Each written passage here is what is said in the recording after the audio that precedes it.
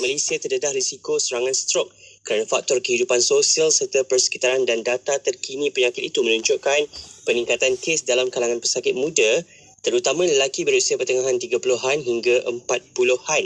Ia berdasarkan data terbaru Pertubuhan Kesihatan Sedunia WHO pada 2020, iaitu kematian disebabkan strok di negara ini mencatat 21,592 kematian dengan kadar usia kematian pesakit adalah dalam lingkungan 82 tahun bagi setiap 100,000 penduduk, sekaligus meletakkan Malaysia di kedudukan 92 dunia. Itu antaranya, dan sama-samalah kita cek kesihatan kita secara berkala. Dalam masa yang sama, pastikan tahap kesihatan kita, senaman kita kan, pastikan sentiasa aktif, jaga kesihatan mental agar tidaklah tertekan, dan banyak-banyak perkara lah perlu kita ambil perhatian bersama, terutamanya aspek pemakanan juga. Okey, seketika nanti Forum Bicara Ad-Din Sebenar Hari Malaysia, keluarga bahagia membentuk warga patriotik. Kita bersama dengan Bahagia Profesor Madya Dr. Muhammad Azam Muhammad Adil, Ketua Pengarah IKIM, yang berbahagia Profesor Dr. Haji Muhammad Dahlan Haji Abdul Malik, Dekan Fakulti Pengajian Islam UMS, Universiti Malaysia Sabah, dan juga yang berusaha Saudara Muhammad Nur Hilmi Milus, Timbalan Presiden Majlis Belia Sabah, dan moderator kita esok pula kejap lagi akan bersama dengan bahagia Profesor Dr. Teknologis Datuk Teknologis Dr. Taufik Yap Yun Hin, ahli lembaga pengarah IKIM sendiri, akan bersama-sama dengan kita seketika nanti jam 9 menerusi Forum Bicara Ad-Din. Terus bersama-sama kami dengarkan IKIM, ini dia Medina, dunia sementara akhirat selamanya.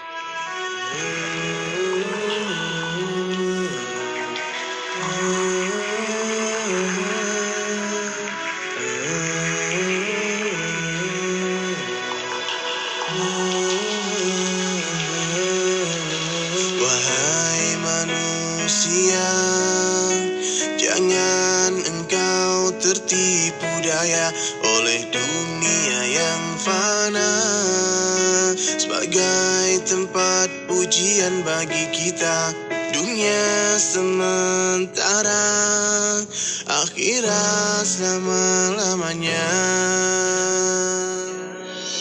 Orang kaya mati, orang miskin mati, raja-raja mati, rakyat biasa mati. Semua pergi menghadap Ilahi. Dunia yang dicari tak ada yang berarti. Perkara yang paling penting itu perkara iman. Iman itu lebih penting daripada duit, lebih penting daripada rumah, kendaraan, dan sebagainya. Orang mati nggak punya duit, Allah nggak marah.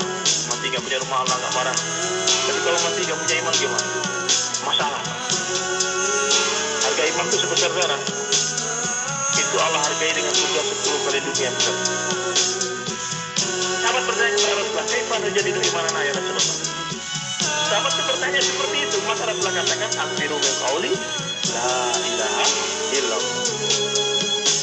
Wahai manusia, jangan engkau tertipu daya oleh dunia yang fana sebagai tempat ujian bagi kita.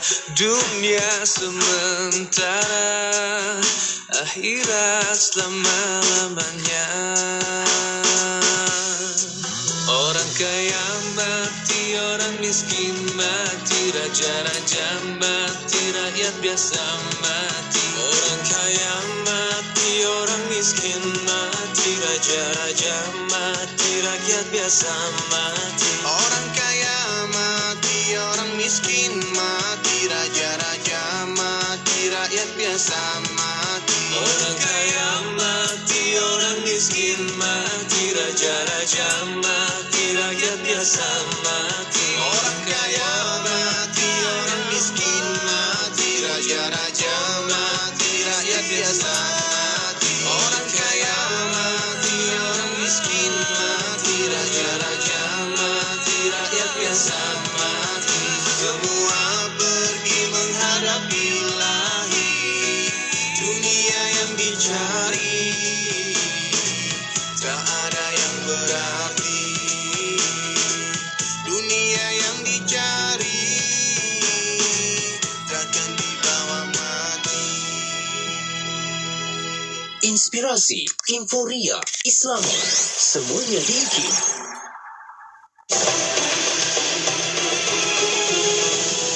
Dengarkan Forum Bicara Ad-Din di Radio IKIM dan tonton di Facebook IKIM FM dan YouTube IKIM.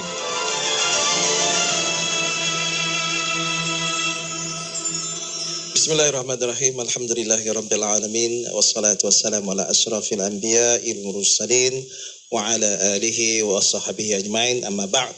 Assalamualaikum warahmatullahi wabarakatuh. Salam sejahtera, salam UMS Kampus Rahmah dan salam keluarga Malaysia. Alhamdulillah, syukur kepada Allah Subhanahu Wa Taala. Hari ini kita dah sempat bertemu dalam sesi forum pada petang ni, forum Bicara Ad-Din yang kerjasama di antara Institut Kefahaman Islam Malaysia dan juga Universiti Malaysia Sabah yang sebenarnya telah pun dirancang awal lagi sebenarnya. Baik, tajuk forum hari ini ialah Keluarga Bahagia Membentuk Warga Patriotik, yang mana bersempena dengan sambutan Hari Malaysia yang akan kita sambut pada 16 September ini, iaitu hari Jumaat. Baiklah, alhamdulillah, salam di hulur pembuka madah, disambut mesra bertaut rasa, kalam diatur disusun indah, lembut kata muqaddimah dimula. Baik, para hadirin yang dirahmati Allah Subhanahu Wa Taala, sebelum saya meneruskan memulakan bicara dalam forum Bicara Ad-Din kali ini, saya rasa sebaik-baiknya saya perkenalkan ketiga ahli panel yang sudah berada bersama kita pada kali ini. Ahli panel pertama yang berbahagia Profesor Madya Dr. Muhammad Azam Muhammad Adil, merupakan Ketua Pengarah Institut Kefahaman Islam Malaysia yang baru bermula pada Februari tahun ini. Alhamdulillah, tahniah. Belum kelewatan lagi, kita ucapkan tahniah. Baik, beliau mempunyai pengalaman yang luas khususnya dalam bidang dakwah menerusi media juga, dalam bidang akademik, penyelidikan dan juga pengurusan. Memperoleh ijazah pertama dalam bidang syariah dalam tahun 1990 dari Universiti Malaya. Kemudian beliau berjaya mendapat master dalam di School of Oriental and African Study di University of London, United Kingdom. Khususnya beliau menamatkan pengajian PhD dalam jurusan undang-undang pada tahun 2007 di universiti yang sama. Berpengalaman menjawat timbalan Ketua Pengarah Eksekutif International Institute of Advanced Islamic Studies daripada 2013 hingga 2022, dan juga merupakan seorang pensyarah Universiti Teknologi Mara dari tahun 1990 sehingga 2020. Baik, juga beliau pernah juga sebagai pengurusi Jawatankuasa Syariah Kumpulan CIMB tahun 2014 hingga tahun 2017. Baik, alhamdulillah. Kita teruskan lagi. Saya teruskan lagi. Apa khabar Dr. Azam? Sihat ya? Alhamdulillah, syukur, alhamdulillah. Baik, kita teruskan lagi kepada ahli panel yang kedua, yang tidak asing di Universiti Malaysia Sabah ini. Beliau yang dimasukkan ialah Profesor Dr. Haji Muhammad Dahlan Haji Abdul Malik. Apa khabar, Prof? Sihat ya? Alhamdulillah. Dan beliau merupakan profesor dan juga adalah dekan yang pertama untuk Fakulti Pengajian Islam yang mana baru ditubuhkan setahun yang lepas pada Mei tahun 2021. Alhamdulillah sudah pun berusia setahun, dan tahniah kepada Prof Dahlan. Dan sebagai anak Kelantan, beliau mendapat orang kata Kelantan tak? Beliau mendapat pendidikan awal di negeri Kelantan itu sendiri, di Pasir Pekan. Kemudian menyambung pengajian di Kolej Islam Sultan Alam Shah ataupun Kesas ya, ataupun KIK kan, Kolej Islam Kelang dan kemudian memperoleh ijazah sarjana muda dalam bidang pengajian ilmu wahyu dan juga warisan Islam, khususnya pengkhususan dalam bidang fiqh dari Universiti Islam Antarabangsa UIA, dan juga double degree dengan psikologi. Kemudian beliau memperolehi sarjana psikologi industri dan organisasi daripada UKM, dan khususnya memperoleh PhD daripada University of Aberdeen dalam bidang psikologi industri. Okey, baik, kita teruskan lagi ahli panel yang ketiga. Yang ini memang anak jati Sabah. Tak boleh kalau ahli panel tak ada yang ada jadi Sabah bahkan. Okey, orang Kota Belud ya, orang Kota Belud, Kampung Pantai Emas. Ini Pantai Mas banyak emas kot. Jom kita pergi. Beliau sudah berkeluarga, mempunyai seorang cahaya mata, alumni SMK Agama KK, memiliki diploma kejuruan elektronik komputer di Politeknik KK, kemudian beliau juga merupakan alumni UMS. Itu yang kita banggakan.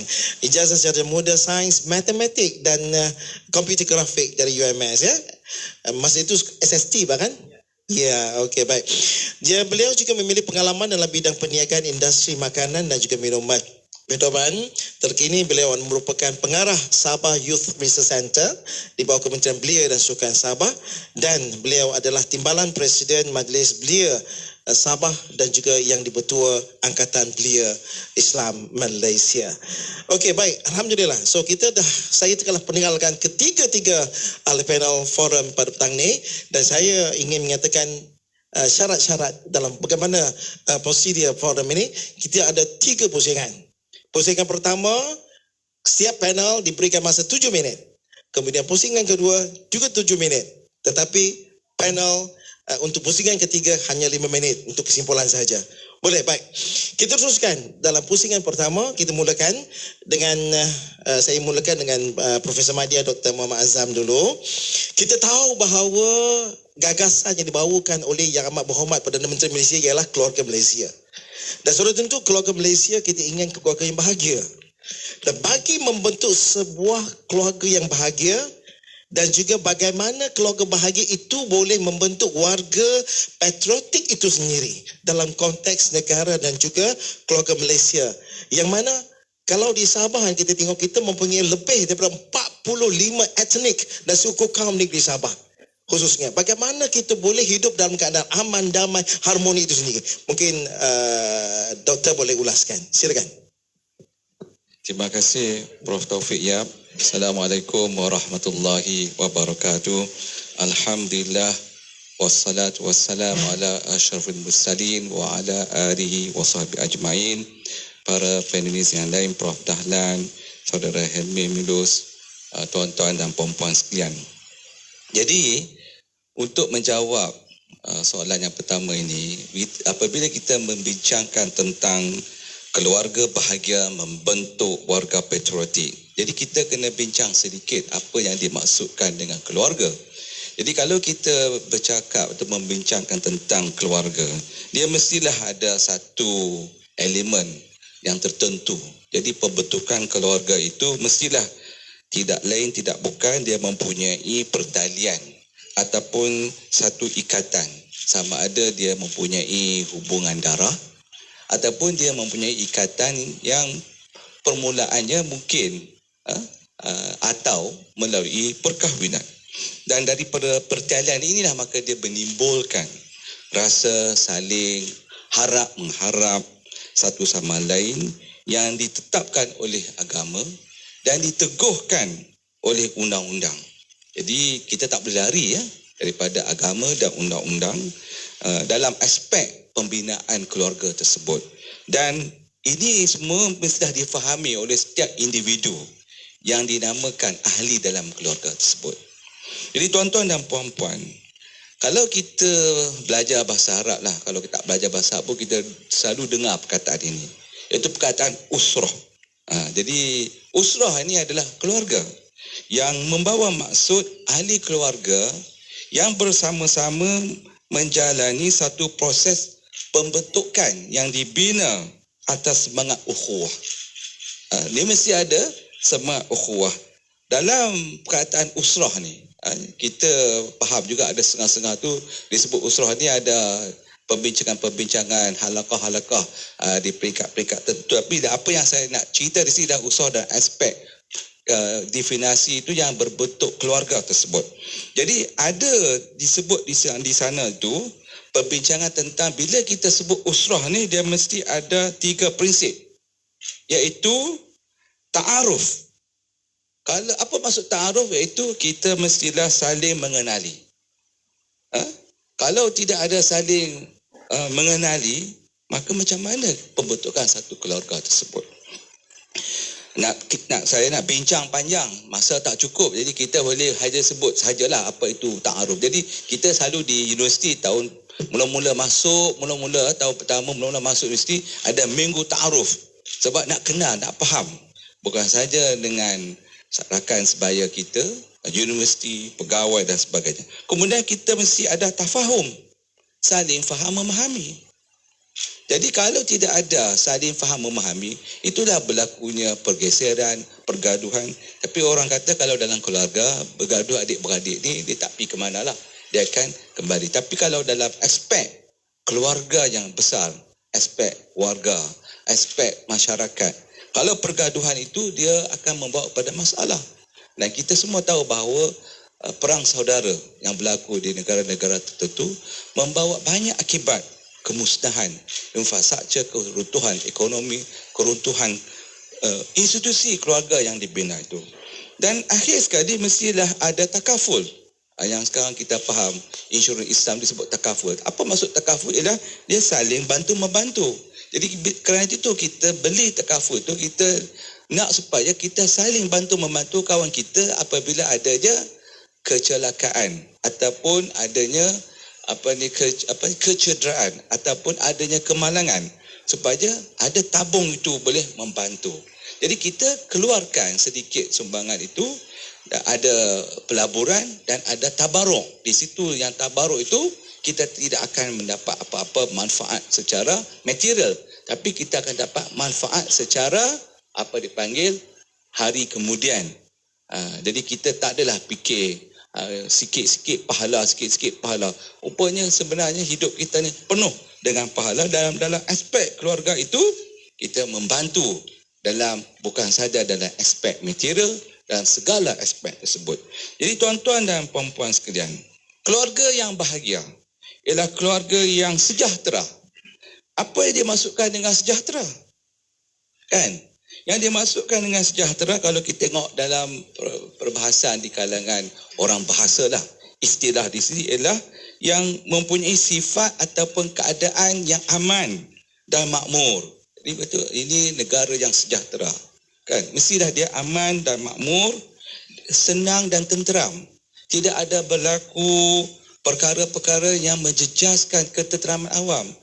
Orang hidup dalam keadaan aman dan damai, terpelihara daripada bencana. Jadi bila kita baru saja selesa, sekarang ni dah banyak tak perlu pakai mask, boleh pakai hanya tertentu saja masuk dalam public transport ataupun di hospital, di tempat-tempat dia dah tak perlu. Tapi cuba bayangkan 2 tahun kita melalui, saya panggil lah satu, walaupun dia panggil a new normal lah, dalam bahasa Melayu new normal ni, normal baru, ada perkataan normal juga, bahasa Inggeris juga. Saya ingat saya tak mau guna perkataan normal tu, tapi juga guna agak normal. Mesti ada perkataan normal tu dalam bahasa Melayu yang asli. Jadi kalau kita tengok, mana ada gangguan dari sudut kehidupan, gangguan dari sudut pendapatan, ramai orang yang tidak mendapat pendapatan. Jadi ini menyusahkan dan ini tidak dipanggil sejahtera.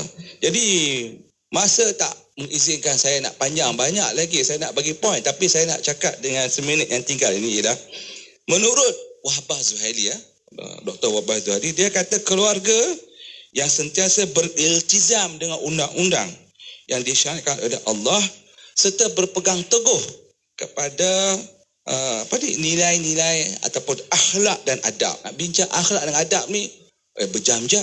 Tapi masa tak ada, mesti ada akhlak dan adab. Dan ahli keluarga tersebut mestilah berusaha untuk hidup dalam masyarakat dengan baik. Jadi keluarga ini yang membentuk satu keluarga berhubung dengan keluarga yang lain, maka dia akan menjadikan satu masyarakat. Dan di masyarakat itu menjadi satu keluarga yang besar. Dalam konteks di Malaysia kita panggil sebagai keluarga Malaysia, untuk memastikan kita hidup sebagai rakyat Malaysia dengan aman dan damai. Dan dalam konteks ini, dengan masa setengah minit yang tinggal, kita mestilah dalam konteks keluarga Malaysia, kita mestilah mengangkat nilai apa dipanggil sebagai nilai perpaduan. Dan apabila kita bercakap nilai perpaduan dalam konteks Prof. Taufiq Yap dan di kalangan etnik yang berbeza, agama yang berbeza ni, kita angkat fik ta'ayush, iaitu fik kebersamaan ataupun dipanggil sebagai fik of coexistence. ada juga dibincangkan sebagai fiqh ta'amul. Ada juga yang menggunakan istilah-istilah yang tentu tapi membawa maksud bahawa kepelbagaian etnik, kepelbagaian kaum, kepelbagaian agama itu daripada pelbagai latar belakang itu adalah hidup dengan aman dan damai, saling hormat menghormati. Itu dululah Prof Taufik. Okey, baik, terima kasih kepada Profesor Madya Dr. Muhammad Azam di atas kupasan yang telah berikan tentang basic tentang keluarga itu sendiri. Baik, bila kita sebut tentang keluarga, kita tidak boleh lari daripada ketua keluarga itu, iaitu ibu bapa itu sendiri. Mesti ada komponen ibu dan bapa bahawa ada anak-anak. Dan bagaimanakah anak-anak ataupun bagaimanakah ketua keluarga ini boleh memainkan peranan dia bagi mewujudkan keluarga bahagia dan khususnya membentuk individu yang patriotik kepada negara kita. Silakan Prof Dahlan. Bismillahirrahmanirrahim. Assalamualaikum warahmatullahi taala wabarakatuh. Alhamdulillah, terima kasih kepada Datuk Moderator yang berbahagia, Profesor Kemis Teknologis, Datuk Dr. Taufik Yap Yun, dan juga para sahabat-sahabat yang saya, panel, Profesor Madya, Dr. Muhammad Azam, Muhammad Adil, Ketua Pengarah IKIM, Saudara Muhammad Nur Hilmi, Naib Presiden Majlis Belia Sabah, dan juga tetamu hormat kita yang kita raikan juga, iaitu Profesor Emeritus Datuk Dr. Yusuf Haji Osman, dan juga semua yang dapat hadir pada hari ini. Alhamdulillah, kita rasa bertuah Datuk, dan juga para penonton, kita dapat bersama-sama untuk membincangkan satu topik yang amat penting, bagaimana konsep keluarga bahagia boleh membentuk ataupun melahirkan warga yang patriotik. Jadi Alhamdulillah pada hari ini kita bersyukur pihak IKIM, pihak Universiti Malaysia Sabah dan juga Majlis Belia Negeri Sabah, dan juga kita diberi kesempatan seperti yang Datuk Moderator beritahu tadi, Fakulti Pendidikan Islam dapat bersama-sama berbincangkan isu berkaitan dengan konsep keluarga bahagia ini, dan bagaimana Forum Adi ini sebenarnya banyak memberi impak dan juga banyak memberi ilham kepada kita. Jadi bertolak kepada persoalan yang Tuan Moderator beritahu tadi, bila sebut je keluarga, macam Dr. Azam beritahu tadi, keluarga itu usrah, dan pastinya dalam keluarga itu ada ketua. Jadi saya suka merujuk kepada bila kita sebut je ketua ini, memang kalau kita lihat pembentukan warga patriotik sebenarnya bermula daripada rumah, daripada keluarga, iaitu kita panggil slogan rumahku syurgaku. Jadi saya rasa bertepatanlah sebenarnya kalaulah kita rasa keluarga kita aman damai, kita rasa tenteram seperti yang Dr. Azam kata tadi, keluarga sejahtera tadi, kita rasa itulah peranan ketua keluarga untuk melahirkan kepribadian. Jadi saya suka merujuk kepada hadis daripada riwayat daripada Imam Bukhari, junjungan besar Nabi Muhammad SAW telah bersabda, kullu mauludin yuladul ala fitrah. Setiap bayi itu dilahirkan secara fitrah, secara bersih. Jadi bergantunglah kepada ibu bapanya. Kita selaku ibu bapa mencorakkan, menjadikan anak itu Yahudi, Nasrani atau Majusi. Jadi cuma Datuk dan juga ahli-ahli panel serta rakan-rakan penonton IKIM sekalian, cuma yang menjadi kerisauan kita ialah sejauh mana konsep patriotik itu dapat dilahirkan, ditanam dalam jiwa anak-anak kita. Berapa ramai kita lihat banyak kes-kes yang berlaku di Malaysia ini, yang mana anak-anak boleh dikatakan, mungkin saya pinjam istilah derhaka lah Datuk. Kan? Itu sebenarnya peranan siapa? Sebab tu kalau kita lihat dalam Al-Quran menyatakan kita sepatutnya hormat kepada ketua, hormat kepada ibu bapa dan sebagainya. Saya masih ingat, kalau kita ingat dalam ayat Al-Quran menyatakan wala ufin wala tanharhuma wa qul lahuma qaulan karima. Janganlah kita sehingga kata ufin kepada ibu bapa kita. Itulah kemanisan dalam Islam. Kita harus taat kepada ketua. Jadi itulah peranan sebagai ketua keluarga. Dan saya suka juga bila sebut keluarga bahagia ni Datuk, itu yang kita lihat kepada istilah kesejahteraan. sejauh mana kalau kita lihat di sini bagaimana kerajaan dapat membentuk warga yang prihatin. Saya setuju dengan cadangan ataupun bagaimana amalan yang kita nak buat itu keluarga bahagia, di mana konsep keluarga Malaysia ini merentasi sempadan kalau kita lihat. Saya suka merujuk pada surah Al-Hujurat ayat 13. A'udzubillahi minasyaitonirrajim. Bismillahirrahmanirrahim. Ya ayuhan nas inna khalaqnakum min zakari wan unsa wa ja'alnakum syu'uban wa qabail lita'arafu. Inna akramakum indallahi atqakum. Jadi ya ayuhan nas, wahai manusia, inna khalaqnakum, kami jadikan kamu ini min zakarin, daripada lelaki dan unsa, daripada wanita. Kenapa? Kerana waja'alnakum syu'uban, kerana kita ni berpuak-puak. Wa qabail, kita juga selain pada berpuak-puak itu, kita juga berbangsa-bangsa. Jadi kalau kita lihat di sini, kenapa Allah jadikan kita berpuak-puak berbangsa-bangsa? Li ta'arafu, untuk mengetahui. Itulah balik kepada konsep keluarga bahagia, keluarga Malaysia tadi. Jadi saya ingat sempena menyambut Hari Malaysia ini, cuba kita renungkan kedudukan kita, kedudukan ahli keluarga kita, bagaimana generasi muda hari ini, adakah mereka dapat menghayati erti kemerdekaan yang sebenar? Bagaimana mereka menghayati dan dapat ilmu ini secara ruhiyah? Bagaimana patriotisme, nilai-nilai yang ada di dalam jiwa-jiwa terutamanya generasi muda hari inilah. Itu menjadi satu persoalan. Dan saya percaya kalau kita sebut je keluarga bahagia ini, dia tak boleh lari dengan kebahagiaan. Dan kalau sebut kebahagiaan ini, kalau kita lihat banyak juga indeks-indeks di Malaysia ini, indeks kebahagiaan. Kalau kita lihat indeks kebahagiaan kesejahteraan 2021, di mana pihak kerajaan kita membuat satu kajian berkata indeks ni didapati itulah berbagai-bagai senario berlaku.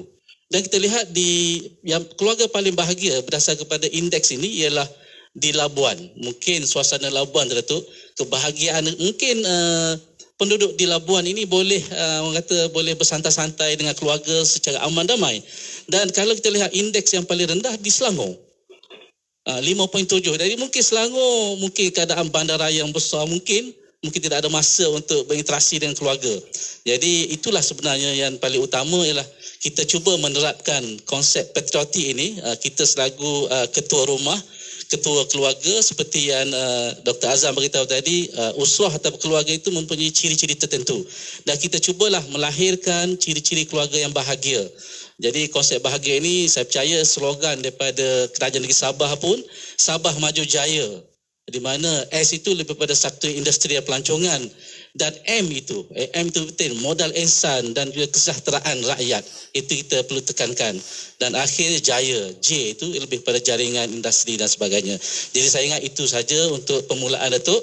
Mudah-mudahan kita dapat melahirkan generasi yang prihatin, generasi yang keluarga masyarakat Malaysia ini, dan keluarga yang patriotik. Sekian, wabillahi taufiq wal hidayah. Wassalamualaikum warahmatullahi wabarakatuh. Alhamdulillah, terima kasih kepada Prof. Dahlan. Ada beberapa poin yang sangat penting untuk kita ambil perhatian di sini. Ialah li ta'arafu. Surah Hujurat 13 tu. Kenapa Allah ciptakan kita manusia berbilang kaum, berbilang bangsa, supaya kita li ta'arafu, kenal, mengenal. Kalau macam mana kita nak membentuk keluarga bahagia kalau kita sendiri adik-beradik tak kenal sama-sama kita? Begitu kan?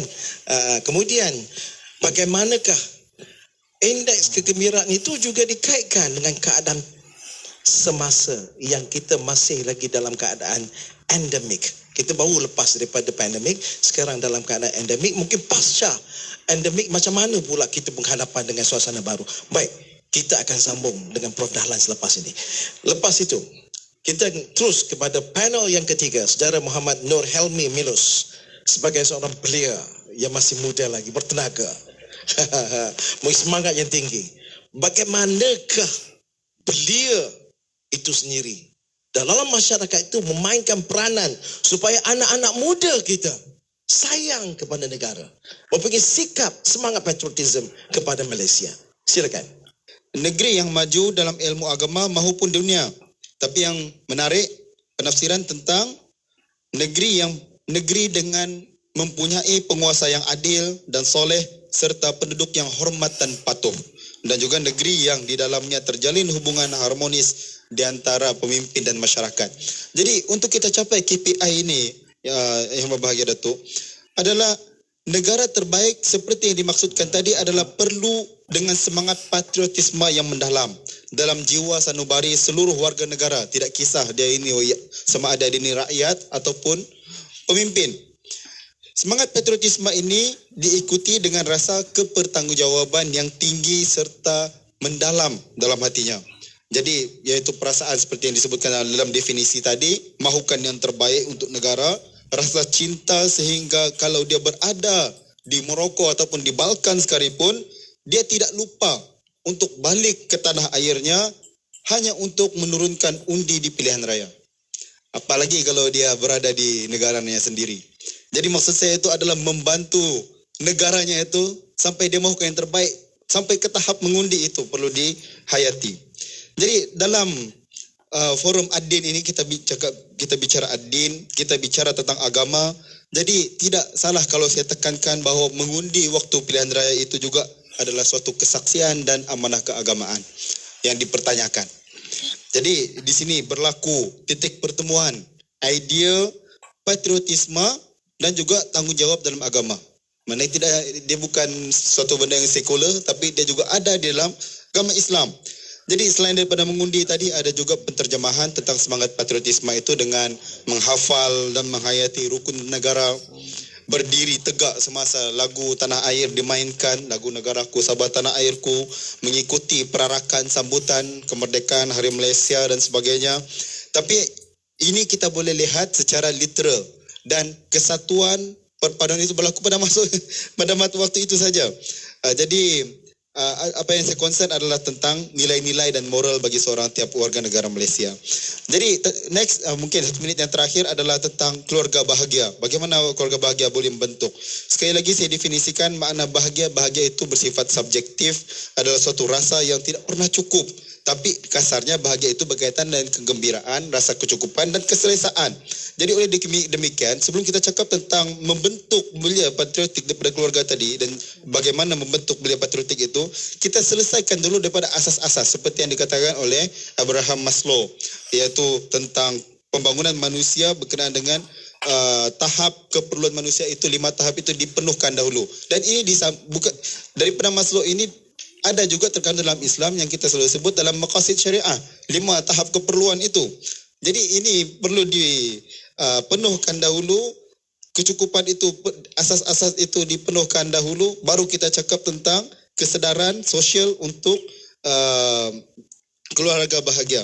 Jadi seterusnya maksudnya di hujung dalam pusingan yang pertama ini adalah pembentukan kesedaran patriotisme tersebut adalah perlu dimaknai dan dihayati dan terus diterjemahkan dengan menghadiri majlis-majlis ilmu, semangat belajar, tidak miss untuk menyertai hari-hari penting sambutan negara, mengunjungi muzium, seterusnya peran serta partisipasi dalam sistem demokrasi pilihan raya sekurang-kurangnya kerana undi adalah satu kesaksian amanah.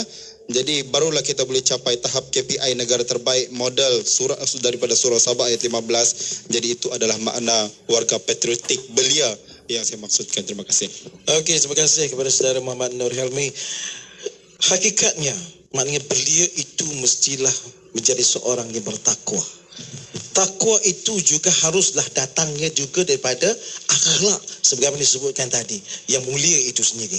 Barulah kemudian baru dia melaksanakan contohnya berilmu itu sendiri, kemudian mereka menjadi kebanggaan dan menjadi seorang anak muda yang hebat dan insya-Allah akan membawa kebanggaan kepada negara.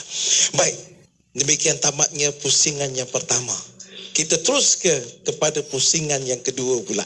Baik, dalam pusingan kedua kita sekali lagi bermula dengan Profesor Mahdia Dr. Azam sebagai seorang ketua pengarah IKIM yang baharu, yang mana institusi IKIM ini memainkan peranan yang sangat penting. Dan kita biasa dengar radio IKIM kan, kita juga dengar TV IKIM. Dan apakah peranan yang boleh dimainkan atau dilaksanakan oleh pihak IKIM itu sendiri dalam menyediakan input dan juga kesedaran kepada masyarakat, khususnya yang berkaitan dengan pentingnya keluarga bahagia dalam membentuk warga patriotik? Silakan Doktor. So terima kasih Prof Taufik. Jadi bila sebut KP yang baru, tak baru dah pun dah 7 bulan lebih dah. Sebut baru-baru Cuma ialah kalau kita bercakap tentang apa peranan IKIM dalam kita membentuk warga yang patriotik dalam apa disebut sebagai keluarga Malaysia, keluarga sejahtera ini. Jadi kalau bolehlah saya ambil sikit menceritakan tentang IKIM lah. So IKIM ditubuhkan pada 18 Februari 1992. Yang mempunyai objektif dia ialah untuk memberi kefahaman Islam sebenar. Itu wording yang asal lah. Iaitu memberi kefahaman Islam yang sebenar kepada orang Islam dan bukan Islam. Bukan hanya untuk orang Islam saja. Jadi dalam konteks ini dia mestilah beri kepada kedua-duanya. Sebab kalau tak bagi faham, tadi kita dah bincang tadi kan, macam mana nak bentuk keluarga, dia mesti saling faham memahami. Jadi kita kena bagi faham Islam kepada orang Islam dan bukan Islam. Jadi bila orang bukan Islam pun faham tentang Islam, dia tidak akan mengeluarkan kata-kata yang tidak elok kepada agama Islam. Orang Islam pun tidak akan bercakap benda-benda yang tidak elok kepada agama lain. Sebab itu bukan dalam konteks keluarga. Saya akan bincang tu kalau ada masa kemudian, tapi saya nak cerita di IKIM ni kita ada program seminar aktiviti yang berbentuk akademik, dan kita juga menterjemahkan 3 pusat akademik kita, iaitu syarak, iaitu syariah, undang-undang dan politik, emas itu dianggap sebagai ekonomi dan kemasyarakatan, dan kias itu adalah sains dan kemasyarakatan, sains dan alam sekitar. Ini semua digunakan dalam 3 pusat akademik menjadi tunjang. Jadi ada program baik bentuk akademik ataupun dalam radio, TV dan juga penerbitan. Dan ini semua kita tujukan supaya masyarakat dan keluarga Malaysia yang besar tu faham tentang Islam. Kalau kita tengoklah tagline radio IKIM, saya dipahamkan di Kota Kinabalu 93.9 FM. Itu radio IKIM.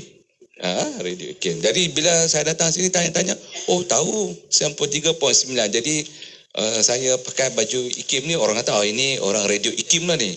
Tak, radio IKIM tu satu platform, satu wadah daripada IKIM yang lebih besar. Jadi tagline radio IKIM ni apa dia? Inspirasi, Inforia, Islami. Ini tagline dia. Ada memberi satu inspirasi, satu Inforia, ada diistilahkan, ini pun ambil dalam bahasa Inggeris. Informasi dalam aspek yang sama dia ada ria. Jadi info ria. Dan juga Islami, itu dasarnya lah. Dasarnya. Jadi banyaklah program yang kita buat tu untuk menyedarkan masyarakat supaya kita penting membentuk keluarga bahagia, keluarga sejahtera tu dari pelbagai kaum, pelbagai etnik, pelbagai agama, supaya dia dapat membentuk warga patriotik. Jadi adalah dasar-dasar itu.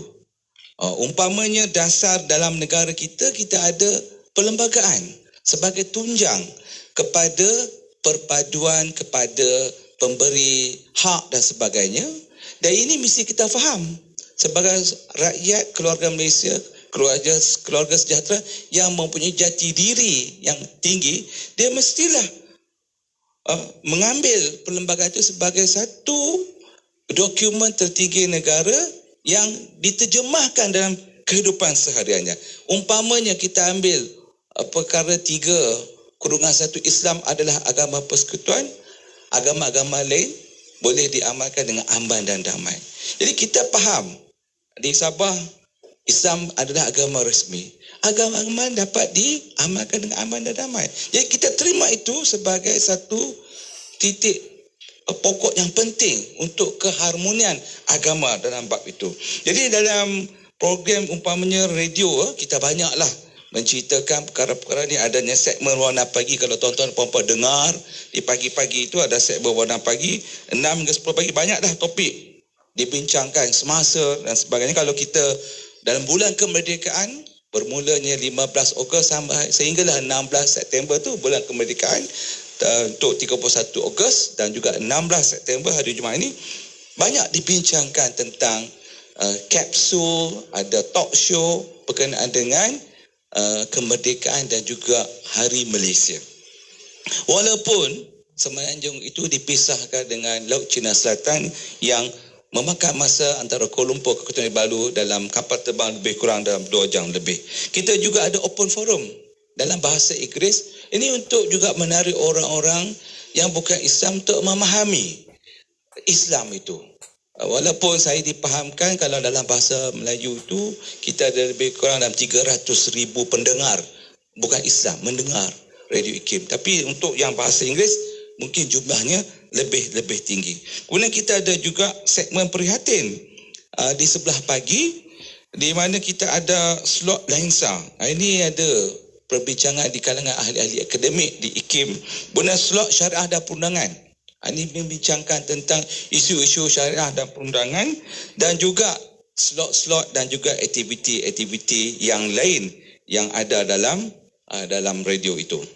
Jadi tuan-tuan dan puan-puan, satu daripada program yang unik yang kita ada hari inilah iaitu Forum Bicara Ad-Din. Ini memang berkala dalam sebulan 2 kali dan alhamdulillah dengan kerjasama IKIM dan UMS dan juga bantuan kawan-kawan di Sabah ini di Kota Kinabalu, ini giliran Forum Bicara Ad-Din ini berlangsung di UMS, di kampus UMS yang begitu cantik sekali. Jadi tuan-tuan dan puan-puan, banyaklah masa yang sikit ni saya nak share 1-2 contoh apa yang kita bincang bila kita bincang tentang kepelbagaian agama, kepelbagaian etnik itu dalam membentuk keluarga Malaysia yang patriotik ini. Kita ada program tentang keharmonian agama, kita ada dokumen yang dibuat iaitu keluarga Malaysia, keluarga sejahtera tu datangnya daripada pemikiran yang diambil daripada fellow warga akademik dan staf di IKIM bekerjasama dengan JAKIM. Pihak menteri minta supaya kita lahirkan satu dokumen keluarga Malaysia dan akhirnya siap dan dilancarkan dan ini menjadi satu daripada kebanggaan bagaimana kita nak membincangkan tentang warga yang patriotik di Malaysia. Dan saya ingat banyaklah lagi program-program penerbitan. Bercakap tentang penerbitan, kita ada buku-buku yang kita terbitkan berkenaan dengan perkara ini. Umpamanya berkenaan dengan apa dipanggil apa? Islam dan hubungan antara penganut agama. Ini buku yang diterbitkan. Religion, Dialogue and Peaceful Coexistence yang saya sebut tadi, Faith Tahayush, dan dialog antara penganut agama, panduan dan perspektif Islam dan Multicultural Understanding in Malaysia. Itu adalah di antara contoh bagaimana kita nak membawa pemikiran warga Malaysia termasuk warga di Sabah memahami dalam konteks keluarga Malaysia, keluarga sejahtera yang besar itu dan mempunyai jiwa patriotik dalam ini. Itulah buat permulaan Prof. Taufik. Baik, terima kasih banyak kepada Dr. Muhammad Azam yang mana kita lihat bahawa IKIM tu memang memainkan peranan yang sangat besar dan bukan hanya kepada orang Islam tapi juga kepada yang non-Muslim juga, kerana kefahaman disebut sini, kefahaman Islam itu meliputi semua masyarakat, tidak terhad kepada masyarakat Islam itu semata-mata. Dan kita lihat bagaimana negeri Sabah ini, mana orang Islam dan bukan Islam hidup dengan aman damai. Kenapa? Mereka boleh meraihkan sesama mereka, mereka boleh tolerate among each other, mereka boleh menerima perbezaan, dan the key was actually keperbagaian itu boleh diterima. Sebagaimana yang telah disebut dalam surah Hujurat ayat 13 itu, keperbagaian itu mesti kita terima dengan baik. Kenapa? Keperbagaian itu adalah kerana mereka adalah satu keluarga.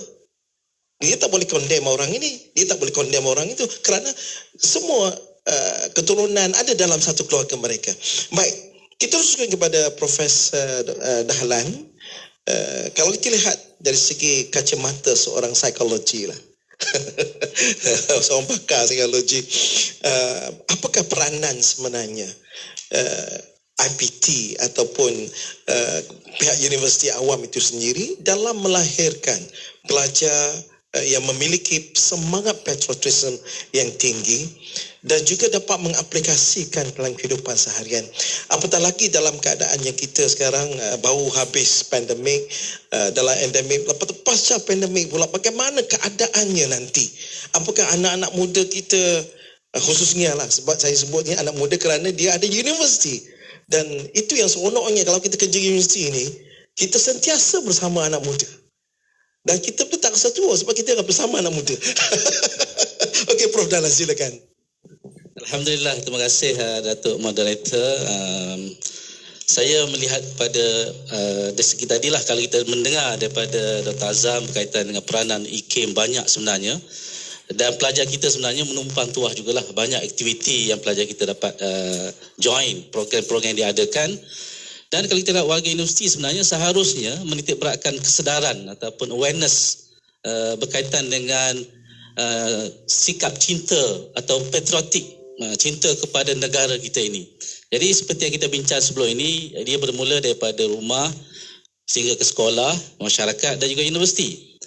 Cuma di universiti ini kalau kita lihat dari segi kacamata pensyarah dan juga saya ingat warga kampus, sebenarnya di universiti ini sebenarnya pelajar kita sebenarnya di tempat untuk melatih diri ataupun praktikal, Datuk dan pengerusi. Bagaimana bila diterapkan patriotik dalam diri mereka itu, dan bagaimana mereka melaksanakan sikap patriotik itu. Bukan sekadar seperti yang Saudara Hilmi beritahu tadi, pakaian saja melambangkan patriotik, tapi jiwanya sudah dicuri, tidak ada. Jadi saya suka berkongsi dengan satu kajian yang dibuat oleh pensyarah daripada Universiti UPM, Universiti Datuk Moderator UPM, di mana tahap patriotik mahasiswa di Universiti Awam, di mana respondennya ialah terdiri pada 2056 pelajar mahasiswa. Dan kajian ini dapati memanglah dapatan mendapati tinggi, tapi yang mendukacitakan kita ataupun menjedihkan kita ialah tahap tersebut tidak mencapai tahap maksimum yang sepatutnya dimiliki oleh generasi muda hari ini. Jadi bertitik tolak daripada itulah, kalau kita lihat bagaimana kerajaan ataupun negara-negara maju seperti Amerika dan juga Jepun, ini kalau kita rujuk kepada kajian nilai selidik sedunia, ini membuktikan bahawa Amerika dan Jepun, mereka dapat membuktikan yang rakyat mereka itu mempunyai patriotisme yang tinggi.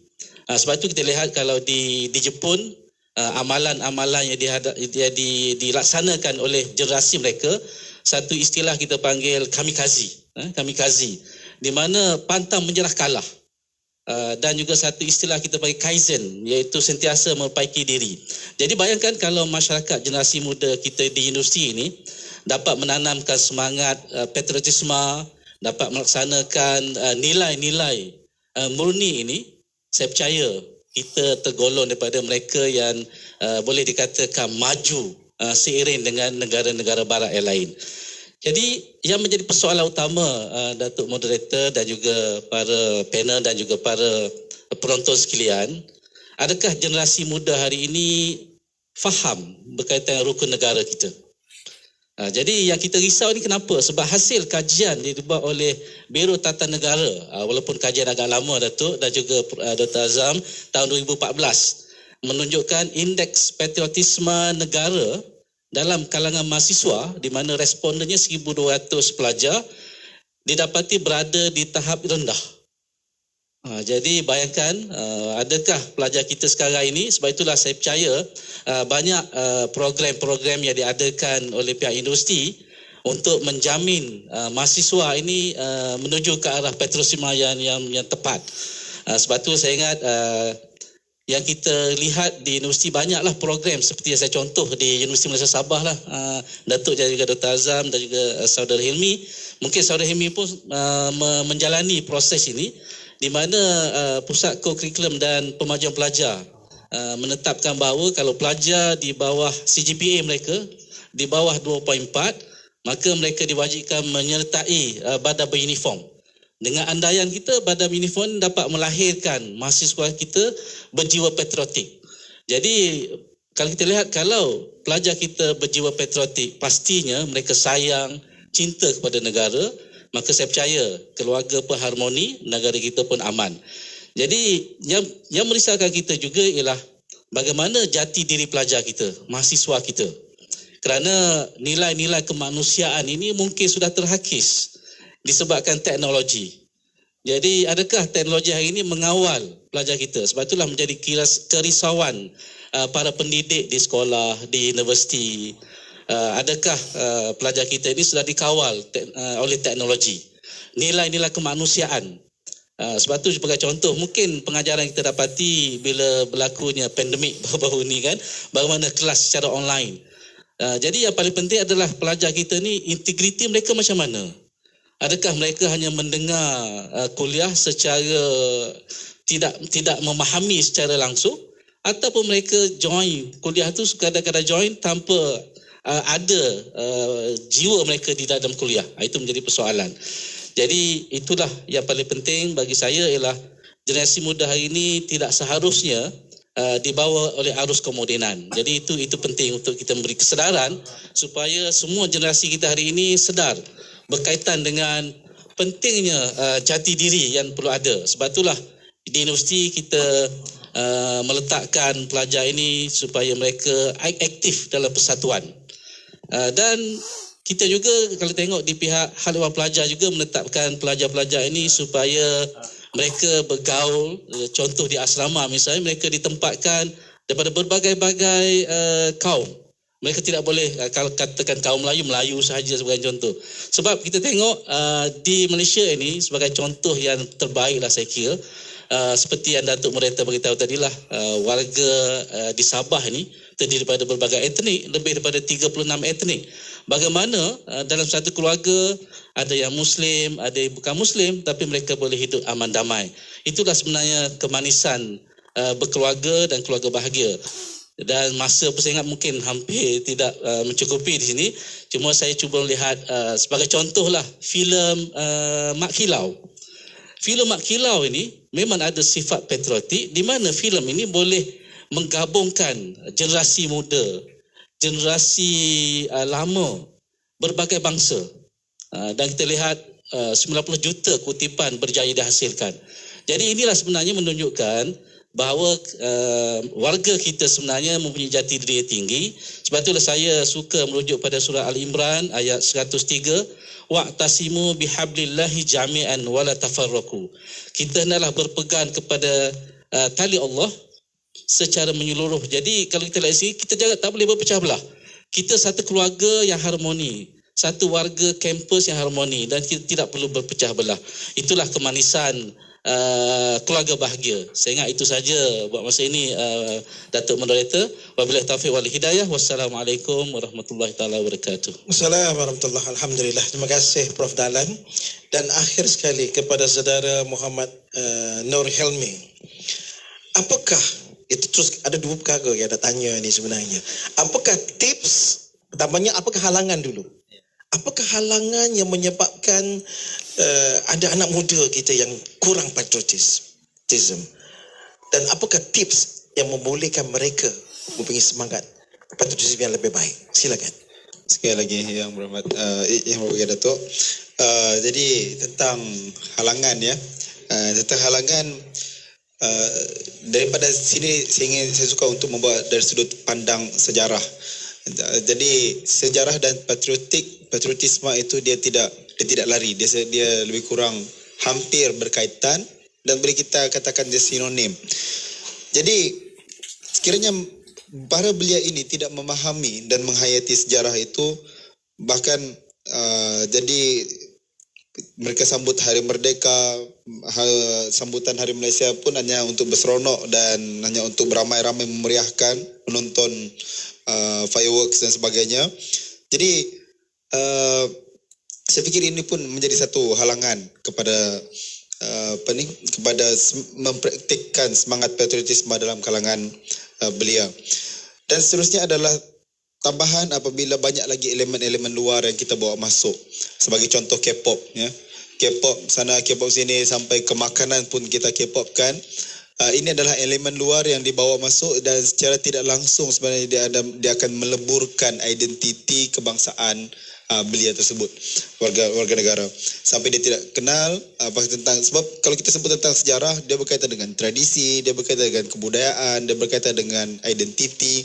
Jadi kalau ini tidak difaham, tambah lagi dengan gadget seperti yang disebutkan oleh Dr. Dahlan tadi, kemudian ditambah lagi dengan budaya luar yang dibawa masuk, konsert demi konsert kita bawa masuk dalam Malaysia, daripada luar, daripada barat, daripada Korea. Tidak lama tahun depan, ingat ada Blackpink datang sini ya. Itu maklumat saja. Jadi kelalaian ini akan menyebabkan kepupusan patriotisme daripada generasi ke generasi. Bayangkan kalau sekarang, kalau kita ambil umur keluarga itu, mungkin bagi generasi saya, bapa saya, mak saya adalah orang yang pada tahun 50-an, 60-an. So semangat kemerdekaan itu masih ada. Tapi yang ibu bapa, yang bagi batch saya, generasi saya, yang sangat terdedah dengan kemodenan, dengan digital, dunia tanpa sepadan ini. So kalau bagi generasi kami pun semangat patriotisme itu kurang, apatah lagi anak-anak itu nanti. Itu yang saya kata, peleburan identiti yang akan menyebabkan kepupusan patriotisme daripada generasi ke generasi. Seterusnya Datuk, sebab itu akan timbul isu yang orang berani kata subjek sejarah itu bukanlah subjek yang penting. Sebab yang dia nampak cuma masa depan. Jadi kalau dia nampak masa depan, dia tak tengok belakang, so dia hanya mengejar kepada kemodenan, patriotisme itu pun menjadi halangan kepada semangat patriotisme. Dan nilai kebersamaan dan perpaduan tidak dipupuk selalu juga boleh menjadi halangan kepada practicality patriotik. Sebab itu akan ada wujud semangat kenegerian yang melampau, wujud slogan keluar Malaysia dan sebagainya. Tanpa kita menafikan semangat patriotik terhadap negeri masing-masing itu juga penting. Tetapi usahlah kalau kita mau kena ekstrim ataupun melampau. Kalau kita hidup, kerana kita ini hidup dalam negara Malaysia, kita ada bangsa Malaysia yang kita kena capai. Dan banyak lagi halangan-halangan luaran. Dan kalau kita pergi museum pun, menjadikan museum itu yang tidak interaktif itu pun menjadikan halangan pada beliau untuk menyerap ataupun menghayati semangat patriotik itu. Kenapa? Saya akan sebut di dalam tips nanti. Jadi kerana saya berpindah kepada itu soalan tentang halangannya Datuk, kemudian tentang tips itu bagaimana hendak kongsi tips bagaimana menjiwai semangat patriotisme itu adalah, pertama kita kena, seperti yang sebutkan dalam round yang pertama tadi, kita kena penuhkan dulu asas keperluan keluarga untuk membentuk keluarga bahagia. Mana bagi saya, untuk keluar daripada kepompong kemiskinan, sebab diorang tidak akan fikir tentang perkara-perkara luar. Dia akan fikir apa yang ada pada dia dulu, asas yang ada pada dia, baru dia fikir tentang orang lain, baru dia fikir tentang negara dia, baru fikir tentang sejagat ataupun kesejahteraan masyarakat. Jadi perlu dipenuhkan dulu asas keperluan itu. Seperti yang disarankan oleh seperti disebut dalam pusingan pertama tadi oleh Maslow dan juga keperluan maqasid, itu perlu dipenuhkan, dan sentiasa mendidik dan ajar anak-anak tentang tradisi, budaya dan kenali bendera-bendera, itu sudah semestinya. Dan kalau ada rezeki, usahalah untuk bawa anak itu ke lawatan museum. Sekali lagi sentuh museum, sebab saya baru balik dari Turki sebenarnya bulan lepas. Jadi saya heran, saya pergi ke museum ini, cerita dekat Ankara lah, Museum Mustafa Kemal. Berbaris anak-anak muda daripada prasekolah, primary school, secondary school, college sampai ke universiti. Semuanya berbaris-baris masuk ke museum. Jadi kami pun berfikirlah kenapa? Rupanya wujud dalam didikan dalam Turki itu mewajibkan generasi mereka ataupun anak mereka kunjungi museum. Sebab di situ terkandungnya elemen-elemen kenegaraan, sejarah. Sebab itu saya katakan sejarah itu penting. Jadi daripada situ mereka akan bangga dengan Turki mereka, bangsa mereka. So kalau di Malaysia, kenapa kita tak boleh praktikkan lawatan wajib ke museum? Tapi lawatan ke museum itu pun haruslah menyediakan prasarana ataupun pameran yang interaktif ya. Selain daripada itu, bawa anak-anak juga untuk menyertai memeriahkan sambutan Hari Kebangsaan, Hari Malaysia dan lain-lain. pun adalah salah satu tips untuk membentuk semangat patriotisme. Sarankan anak itu untuk ikut program-program perkemahan kepimpinan yang diadakan oleh persatuan-persatuan belia pun penting, sebab di situlah kita ajar tentang semangat kepimpinan, tentang kesukarelawanan, tentang merasai kesusahan orang lain. Dan yang akhir yang ingin saya sebut adalah tentang, saya bersetuju dengan saranan Prof. Madya Dr. Azam adalah tentang budaya dialog kenegaraan ini harus kita luaskan lagi. Sebab kalau wujudnya budaya dialog, netizen dalam internet, dalam Facebook, dalam Instagram, TikTok pun sudah mula mengeluarkan konten tentang negara, tentang patriotisme. So secara tidak langsung mereka yang berada umur di bawah 15 tahun, umur 12 tahun ke bawah ini pun akan nampak konten-konten itu. So itu adalah yang saya rasa baiklah untuk penanaman patriotisme dalam kalangan belia. Saya fikir setakat itu Datuk, terima kasih. Malah pembentukan Malaysia pada 1963 adalah hasil apabila Sabah dan Sarawak bersama dengan Persekutuan Tan Melayu membentuk Malaysia. Dan ini anak muda kena faham juga. Kalau anak muda tak faham bagaimana Sabah, khususnya belia Sabah, tak faham bagaimanakah bagaimana dia ada sifat patriotis kepada negara kita. Bagaimana dia boleh ada semangat semua ni. Baik, kita sudah berakhir pusingan kedua. Kita masuk pusingan ketiga. Tidak ada soalan untuk pusingan ketiga. Kita minta kepada ahli panel untuk menyimpulkan dapatan pada hari ini dalam tempoh 5 minit. Saya persilakan Profesor Madya Dr. Azam Muhammad Adil. Silakan. Baik, terima kasih Prof. Taufik dengan masa yang sikit ni. Jadi kalau kita ambillah perbincangan daripada pusingan pertama, kedua daripada kesemua ahli panel, saya boleh rumuskan untuk saya punya pandangan bahawa dalam kita nak memahami tentang keluarga Malaysia, keluarga sejahtera yang mempunyai semangat patriotisme yang tinggi dalam kedudukan negara yang majmuk, mempunyai etnik yang berbilang.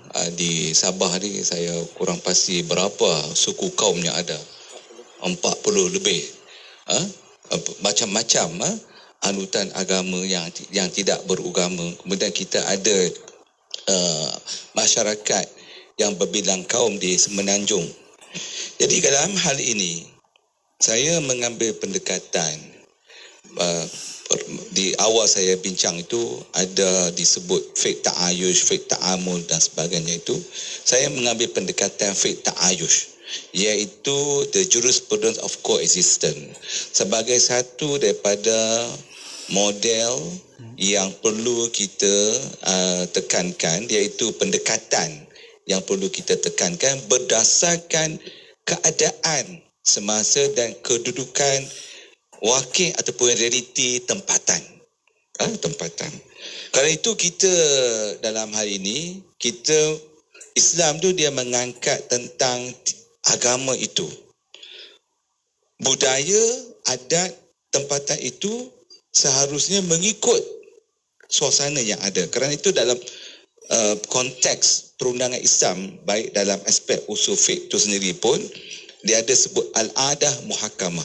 Jadi ada kedudukan tempatan itu yang menjadi dasar kepada hukum.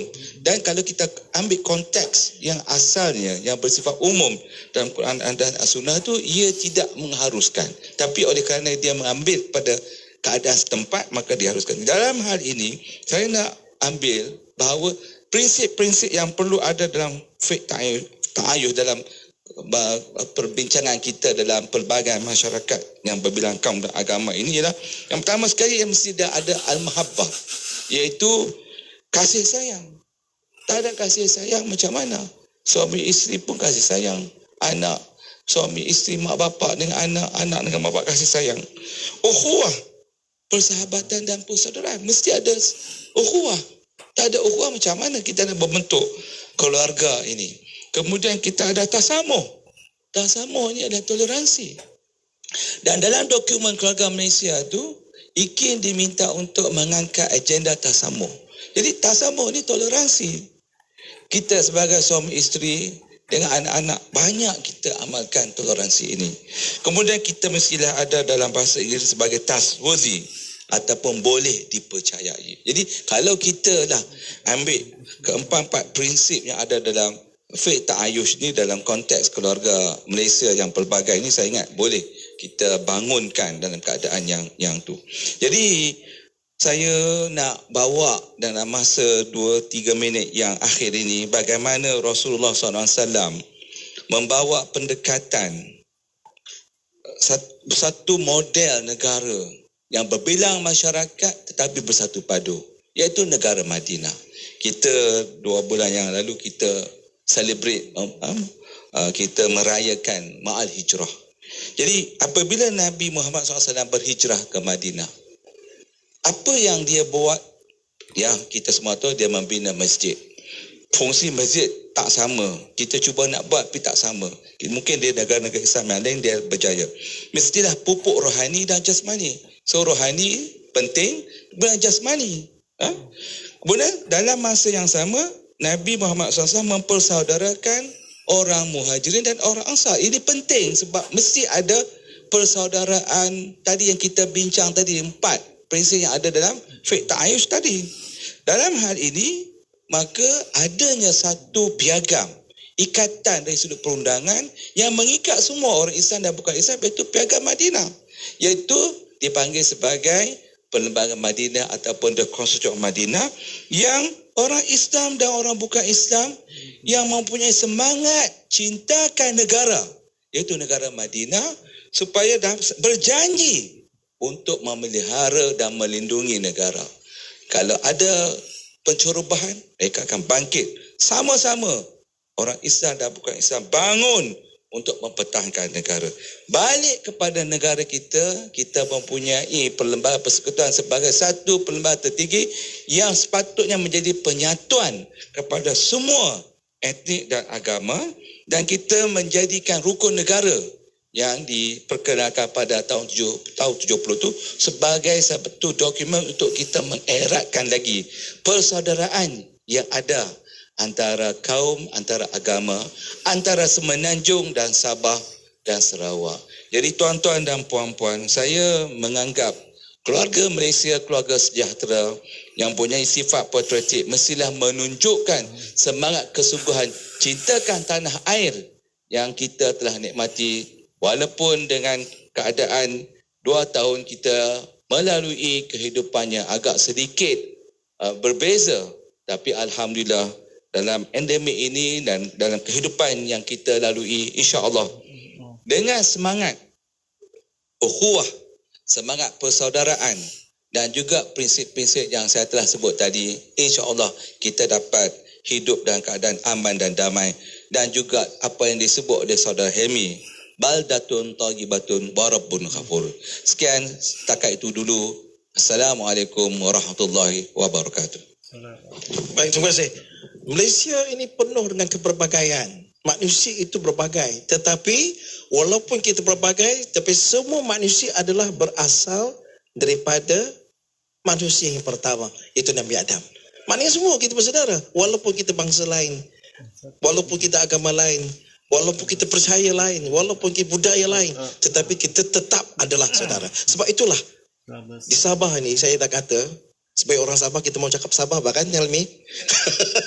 Sebab itu kita bangga di Sabah ni, tahap toleransi ini adalah yang tertinggi ada di Malaysia. Dan ini patut dicontohi oleh mereka-mereka daripada wilayah lain di Malaysia itu sendiri. Sebab itulah orang Semenanjung, makan dia datang sini, dia nampak, oi, macam mana bahkan kita boleh duduk sama-sama, memakan sama-sama, dan gaduh bah. Begitulah yang kita mau kita belajar. So nanti saya boleh berceramah. Itulah. Sebab itulah kena ramai orang kahwin Sabah bahkan. Okey, baik. Kita teruskan lagi. Prof Dahlan pula, silakan. Inilah contoh kekeluargaan.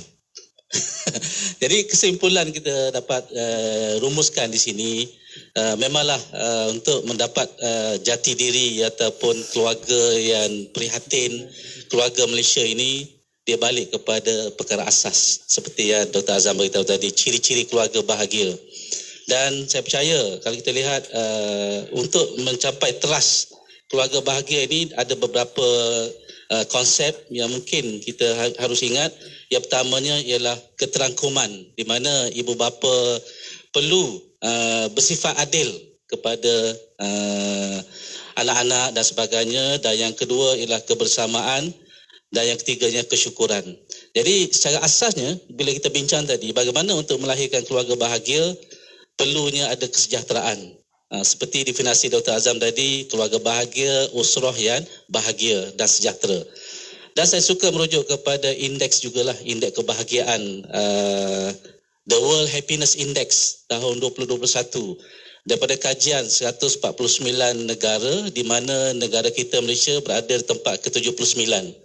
Jadi adakah penduduk rakyat kita ni bahagia? Seperti yang Datuk Pendeta beritahu, satu modul yang kita dapat lihat di sini ialah kebahagiaan, harmoninya rakyat kita ialah bergantung pada kesejahteraan dan juga konsep kekeluargaan dan juga keprihatinan dan juga persekitaran. Jadi saya percaya di Sabah ini yang terkenal dengan berbagai etnik, seperti Dr. Azam maklum tadi, kita lebih daripada 36 etnik yang berdaftar. Dan saya dapat baca satu artikel yang ditulis oleh seorang tokoh, 77 bahasa sebenarnya yang ada di Sabah ni. Dan itu kita tak kira sub-etnik lagi, lebih daripada 200 sub-etnik yang ada. Jadi Alhamdulillah dengan keadaan itu, mungkin Sabah ni sebagai role model untuk kita laksanakan keluarga bahagia, keluarga harmoni. Dan saya percaya dengan isu-isu yang kita bincang ini, kita di peringkat universiti perlu melahirkan pelajar yang betul-betul berketerampilan. Sebab tu di mana-mana universiti pun sekarang melihat kepada soft skill pelajar. Kita tak nak kita dapat melahirkan pelajar yang tidak ada kualiti. Jadi secara asasnya ialah itulah penting. Dan saya suka juga merujuk kepada ilham daripada almarhum Tun Ahmad Sarji, di mana tonggak 12 itu penting. Di mana kesejahteraan, tauladan melalui kepimpinan, itu mantan ketua pengarah IKIM saya ingat, pengerusi IKIM. Jadi ilham itulah sebenarnya sepatut kita terap. Jadi kalau kita lihat berapa ramai di kalangan mahasiswa kita ini familiar ataupun sedar berkaitan dengan tonggak 12 itu. Jadi itulah penting kebahagiaan itu. Jadi dari segi aspek psikologi kita melihat juga Datuk Pengerusi, konsep kebahagiaan itu penting kita lihat. Kenapa? Kerana di Malaysia hari ini berdasar pada kajian oleh Kementerian Kesihatan Malaysia, 4.2 juta rakyat kita ini mengalami masalah kesihatan mental. Itu menjadi satu kerisauan kita. Dan adakah masalah mental hari ini kita boleh tangani untuk melahirkan generasi yang prihatin, keluarga masyarakat Malaysia yang teguh ini, keluarga Malaysia yang teguh ini, perlunya ada emosi yang stabil, perlu ada keluarga yang harmoni. Maka saya percaya dengan adanya perbincangan kita pada forum pada kali ini, mudah-mudahan kita dapat mencetuskan sentuhan kalbu kepada generasi muda kita untuk menanam sifat patriotisme. Sebagai contohlah, kalau setiap pertandingan Piala Dunia kan Hilmi, di mana kerajaan setiap pasukan itu mereka bangga, mereka membawa bendera kerana kemenangan itu. Jadi di zaman Rasulullah SAW juga bendera itu penting, lambang keharmonian negara. Kecintaan kita itu kita boleh tunjukkan simbol kita, bagaimana kita jaga bendera kita, bendera kebangsaan. Jadi mudah-mudahan masa pun tidak mencukupi, mudah-mudahan dengan adanya sentuhan forum adin kita, bicara adin kita pada hari ini, kita boleh menanam kesemangat kepada mahasiswa kita, pada generasi belia kita, supaya kita boleh melahirkan keluarga bahagia, boleh melahirkan generasi yang prihatin, bersifat toleransi dan patriotik, sayang, cinta kepada negara. Saya ingat itu saja Datuk Pengerusi. Wabillahi taufiq wal hidayah. Wassalamualaikum warahmatullahi taala wabarakatuh. Terima kasih Prof. Dahlan dengan suntikan kesimpulan tadi. Kita teruskan dengan Saudara Helmi. Silakan.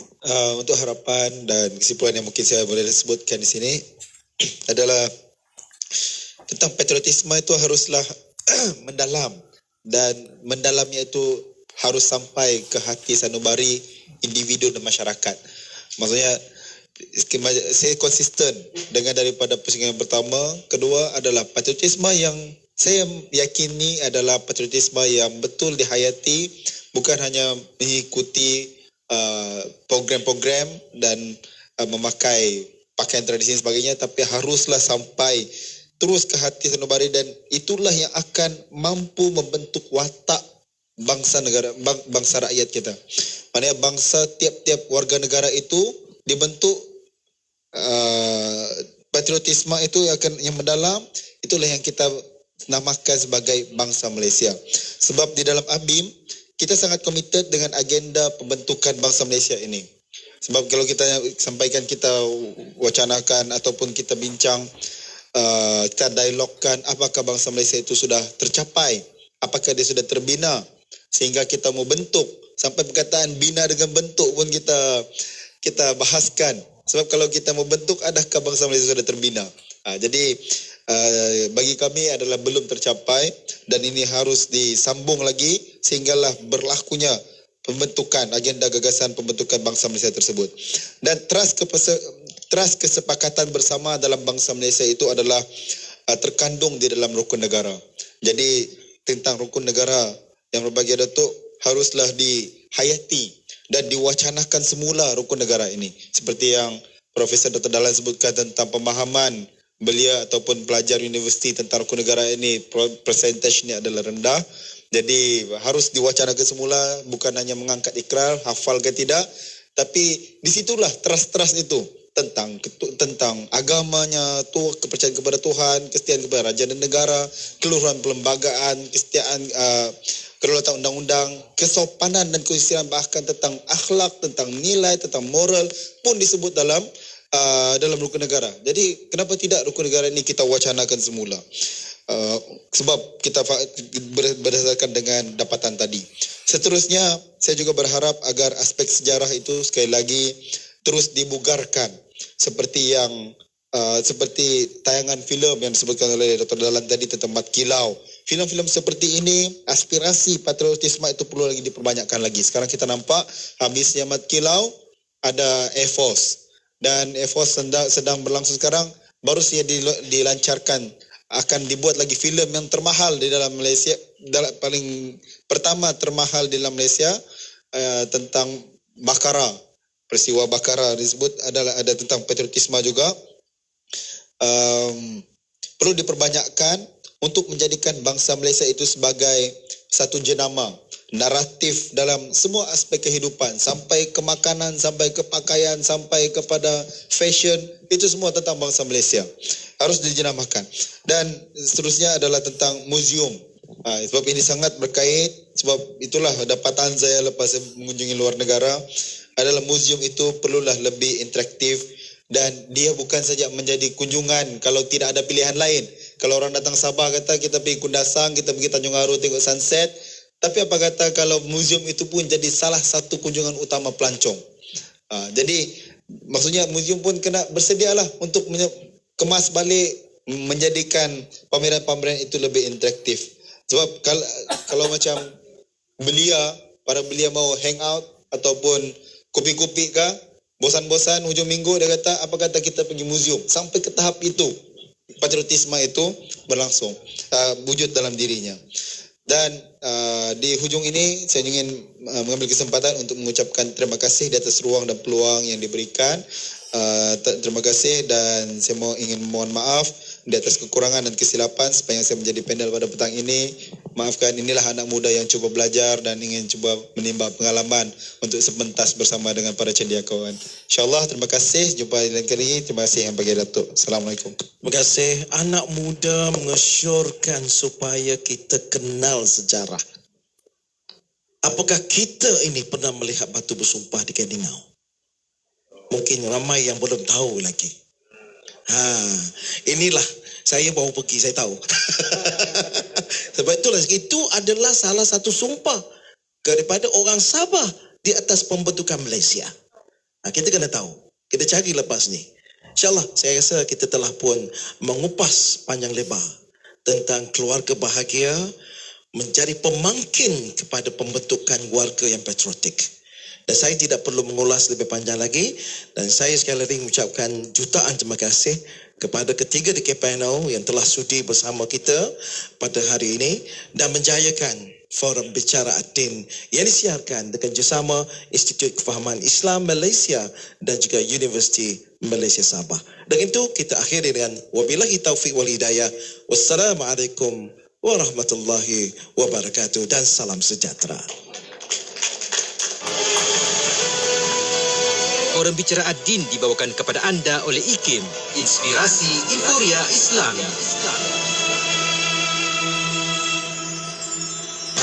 IKIM mengucapkan salam Hari Malaysia kepada semua. Sempena Hari Malaysia ini, IKIM mengadakan promosi istimewa dengan diskaun sehingga 40%. Pelbagai buku menarik dan terlaris seperti model pendidikan Islam, Islam dan mata wang kripto dan banyak lagi.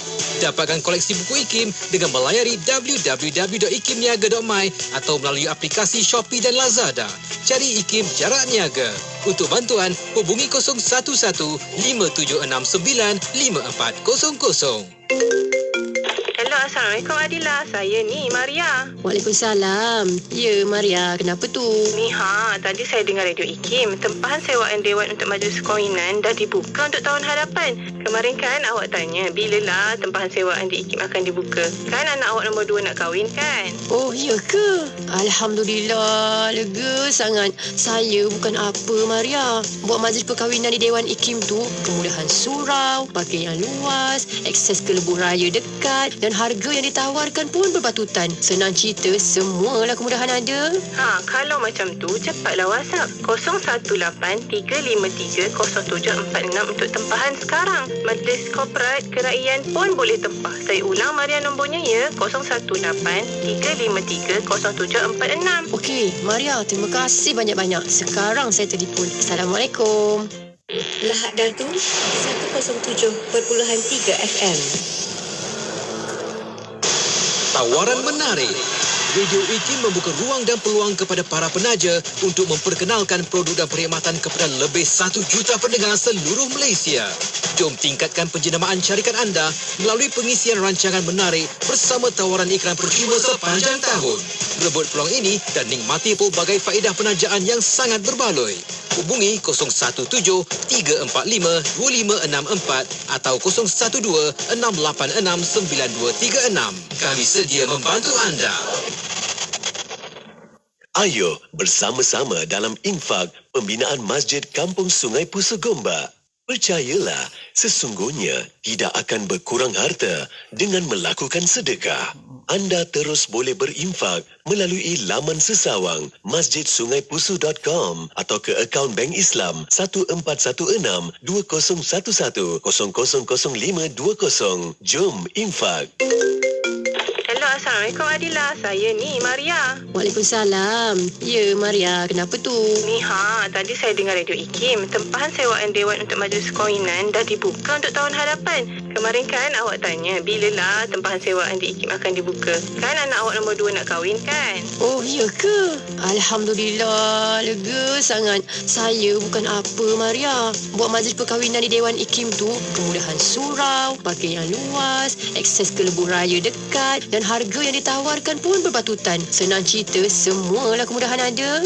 Kalau macam tu, cepatlah WhatsApp 0183530746 untuk tempahan sekarang. Majlis korporat keraian pun boleh tempah. Saya ulang Maria nombornya ya, 0183530746. Okey, Maria, terima kasih banyak-banyak. Sekarang saya telefon. Assalamualaikum. Inspirasi Inforia Islam. Semuanya di IKIM. Allahumma salli ala Muhammad wa ala ali Muhammad fil awwalin wal akhirin wa fil mala'il a'la ila yaumiddin fil awwalin wal akhirin وفي الملأ الأعلى إلى يوم الدين اللهم صل على محمد وعلى آل محمد في الأولين والآخرين وفي الملأ الأعلى